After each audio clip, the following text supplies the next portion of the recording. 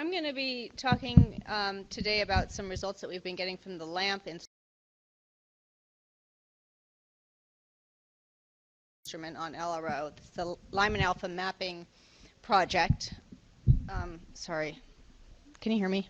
Okay. And this is an instrument which you've heard about earlier in the session. It's designed to look for the signature of water ice in the permanently shadowed regions of the poles, and by using interplanetary hydrogen as an illumination source, and also to look at the lunar atmosphere.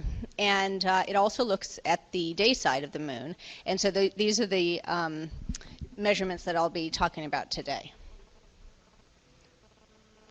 So we're looking, by the way, I should mention, we're looking in the FUV. The instrument measures from about 57 to about 196 nanometers. I'll be focusing on about the longer half of that wavelength range, and looking at reflectance measurements.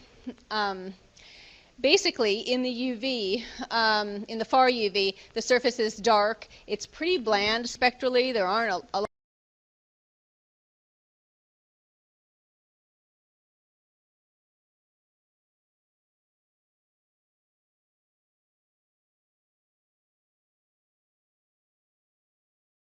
The Highlands here are a sample Highlands region here in dark blue.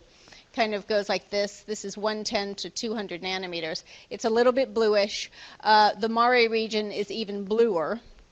And less weathered regions are redder in the far UV. So this is kind of the opposite that we're used to by looking in the VIS near IR region.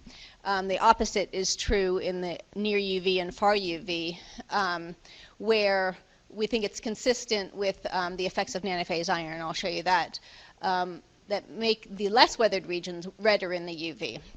So here we've got a couple of sample less weathered regions, a bright gray, which is kind of spectrally flat here and definitely redder or less blue than the Highlands or the Maria, and this Giordano Bruno crater, which has been shown in LROC data nicely to be relatively unweathered and kind of spectrally blue in their wavelength region as well.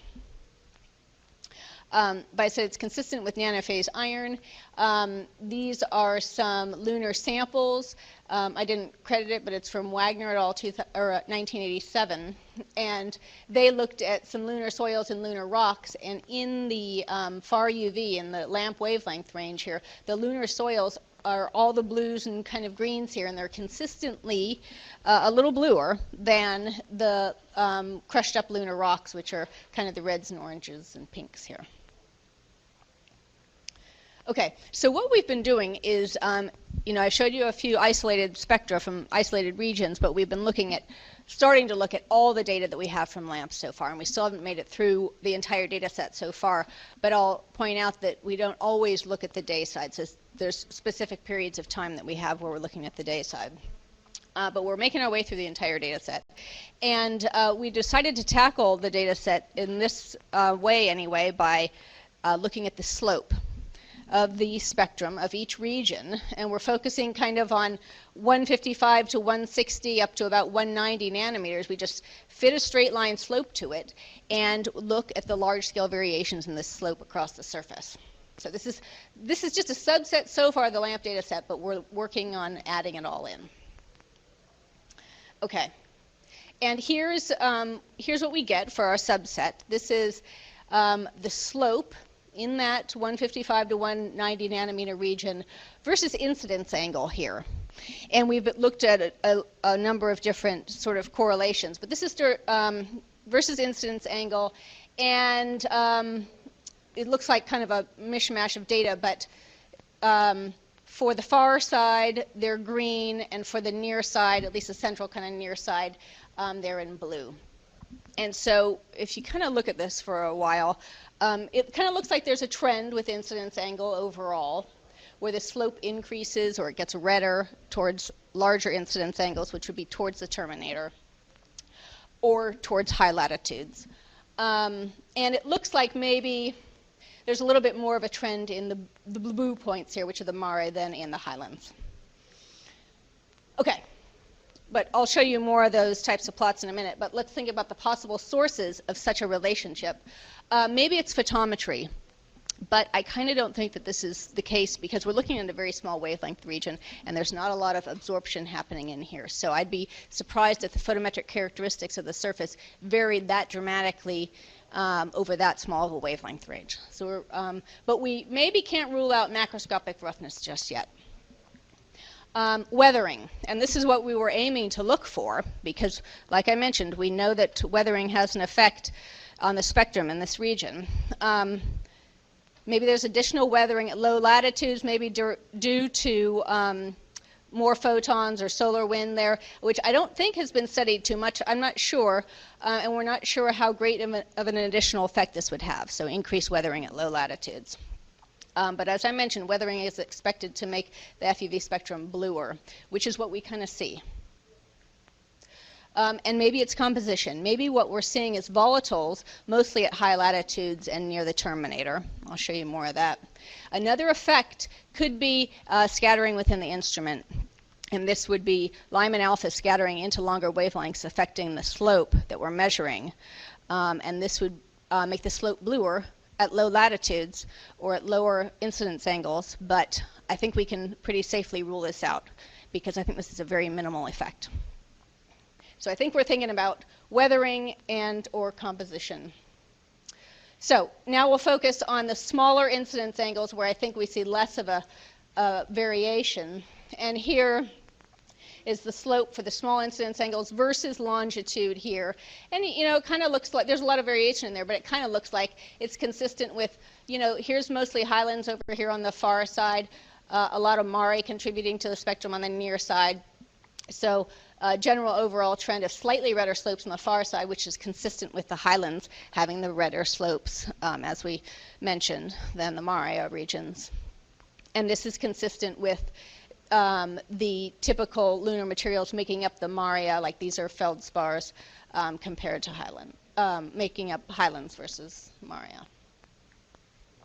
Okay, so now let's just take just the Highlands versus incidence angle, and here we're taking a pretty big chunk of the far side, low latitudes, and looking at the slopes versus incidence angle. And I don't think we're seeing too much of a variation here. We're not seeing anything that I think looks like trend with incidence or phase angle.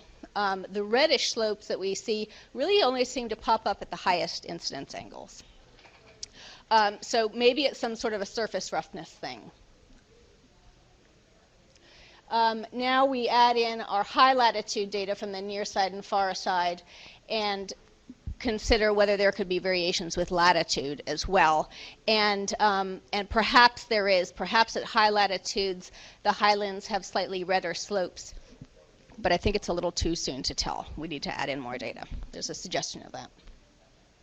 Okay, so now we can look at the Mare regions as well and just look at the slope versus incidence angle. And we've just looked at two big Mare regions just to get started. And so we have fewer points here, but there is a suggestion again of a redder slope towards higher incidence angles overall. Now here, I don't know how well you can see this here because my colors don't seem to have come out too strong here, but here now we're looking at Highlands versus Mare.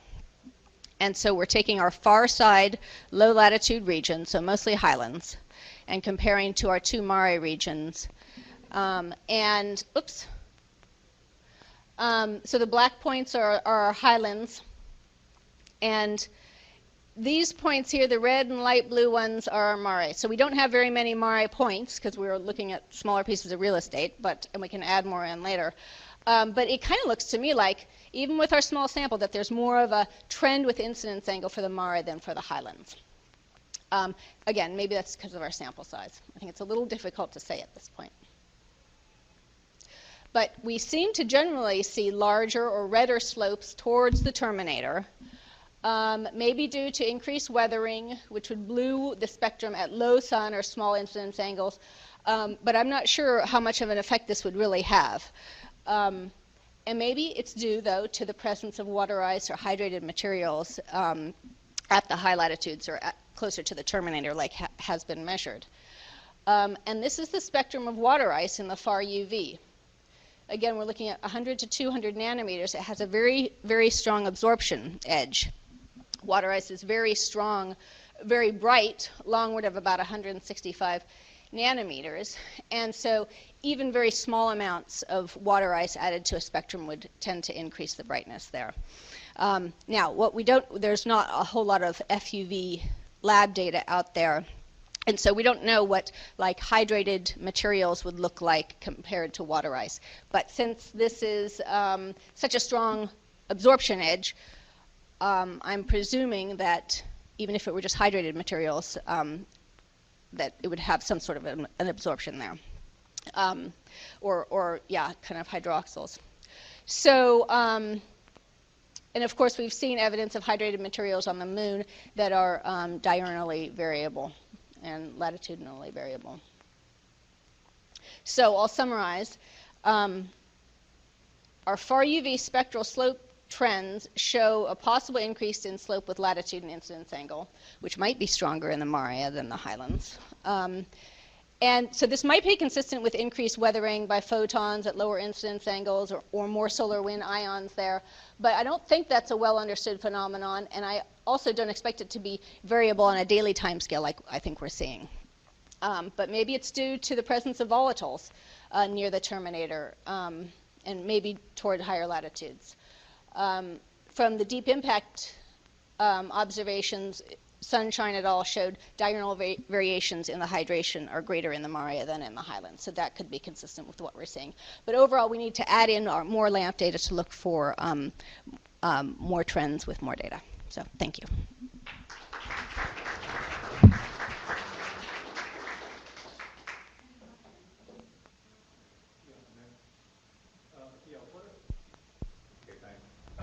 What about your emission angle? I mean, yeah. I'm assuming that in each case your incident angle is set by the minimum value set by the orbital beta, right? When you're doing those so I didn't mention it, but since we're pretty much looking nadir, the emission angle is always like 1 or 2 degrees. Then you go to the limb you just roll to the limb, is that how we roll to the limb, for those atmospheric measurements, but I'm not really considering those here. I know.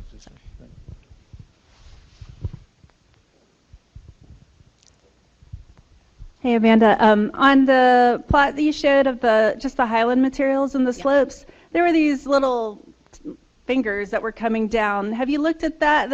Is there something systematic going on there? Are those from like I know there similar were a couple regions? of funky points. Let me get to it and you can show me which ones. See that like the little clusters that go down in a line. There are 3 of them.